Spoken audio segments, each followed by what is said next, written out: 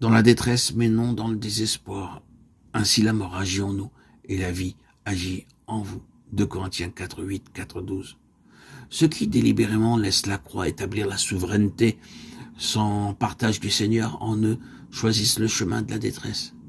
Mais c'est la seule voie pour la connaissance vivante du Seigneur, pour que les eaux vives de l'Esprit coulent à travers eux vers les autres. Le chemin de la détresse demeure à jamais celui de l'élargissement. Notre identité, notre utilité dans le corps dépend essentiellement de la mesure de vie que nous y apportons, et cela ne signifie pas que nous ayons un don de parole, mais que nous ayons dans une réelle communion avec Christ, le vivant, la source des eaux vives, la fontaine des jardins. Il y a une certaine réserve à l'égard de la croix dans beaucoup de croyants, en raison d'une compréhension limitée et étriquée. Mais si nous voulons apporter la vie, alors il est vrai que nous avons à choisir la porte étroite et le chemin resserré.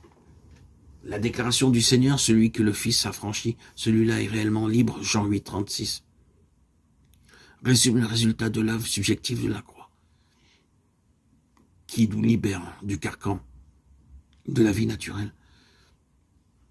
Le ministère de l'Église est un ministère de vie et chaque membre doit être prêt, par la grâce de Dieu, à demander au Seigneur, « Lève-toi, Aquilon, viens, ô temps, souffler sur mon jardin et que les parfums s'en exhalent. » Cantique des Cantiques 4,16. L'Aquilon est un vent du nord. Il image les difficultés, les épreuves qui nous surviennent. Mais viendra le vent doux et chaud, d'autant, amenant l'odeur de la connaissance de Christ. Les parfums de sa vie demandent que le vase de terre soit pressé, amené dans la détresse, pour que la vie soit manifestée. Les vases pressés, qui connaissent en quelque mesure l'affliction et la détresse, apporteront la vie dans le corps. La mort agit en nous et la vie agit en vous. 2 Corinthiens 4, 12. Quand le Seigneur nous amena sur cette base céleste, nous connûmes un élargissement de la vision qui s'étendit à tout le corps. Mais ce fut aussi, de l'autre côté, un chemin douloureux, où l'ennemi déclencha ses foudres.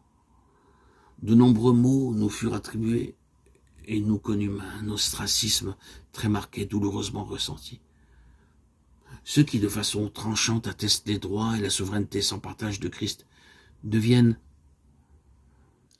les cibles des assauts de Satan. Plusieurs sont sortis du milieu de nous, et cette situation douloureuse n'est pas terminée. Ce ministère, nous le tenons de Dieu, c'est lui qui nous a appelés. Rien de ce qui est fait procède de notre vouloir. Il nous a été donné du ciel, nous le disons comme un témoignage. Nous ne parlons pas dans ces lignes de notre œuvre, nous n'en avons pas, mais de celle de Dieu, accomplie par l'Esprit de Dieu, pour l'édification de son cœur, de son corps. Et cette œuvre, il la réalise avec un nombre très petit de personnes. C'est un principe divin. Gédéon était de la famille la plus pauvre en Manassé et le plus petit dans sa maison. Juge 6, 15.